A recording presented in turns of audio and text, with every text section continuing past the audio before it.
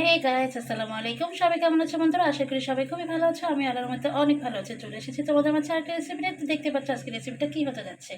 তো বন্ধুরা, আজকে আমি এখানে পাট শাক রান্না করবো। তো পাট শাকটা খুব ইজিভাবে রান্না করবো, আর কীভাবে রান্না করবো সেটা তোমাদের সাথে শেয়ার করবো।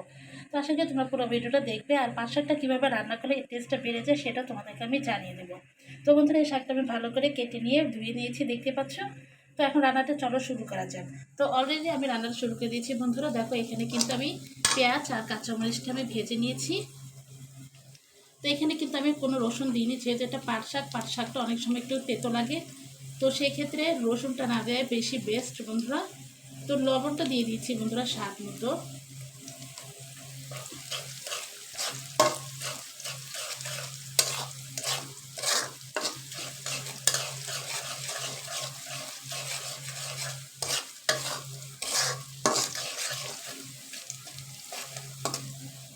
তো পেঁয়াজ কাঁচামরিচটা খুব ভালো করে ভেজে নিলাম বন্ধুরা। এখন আমি শাকগুলো দিয়ে দিব।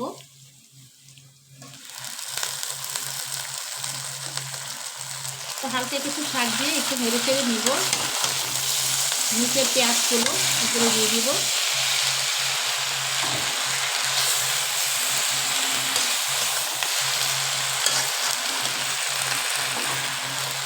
বাকি শাকগুলো এখন আমি উপরে দিয়ে দেবো।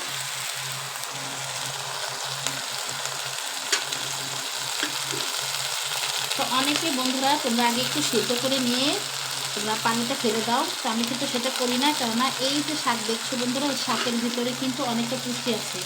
ধোয়ার সময় কিন্তু এমনি অলরেডি আমরা কিছুটা পুষ্টি ফেলে দিই, বাট রান্না করার ক্ষেত্রেও যদি সব পুষ্টি ফেলে দিই তাহলে খেয়ে লাভ কী বলো? আমাদের তো কিছুটা গুণ থাকতে হবে যেটা আমাদের শরীরে কাজ করবে।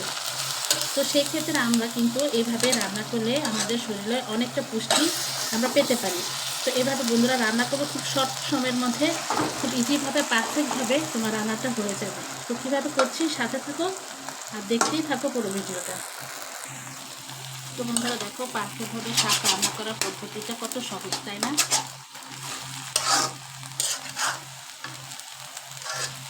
তো দেখো, আমার শাকটা প্রায় হয়ে এসেছে।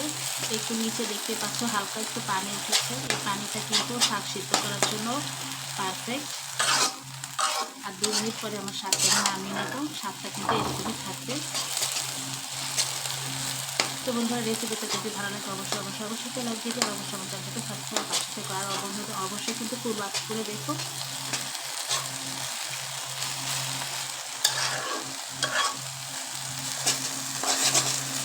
তো বন্ধুরা, আজকের মতো এখানে বিদায় নিচ্ছি। সবাই খুবই ভালো থাকবে। আল্লাহ হাফেজ।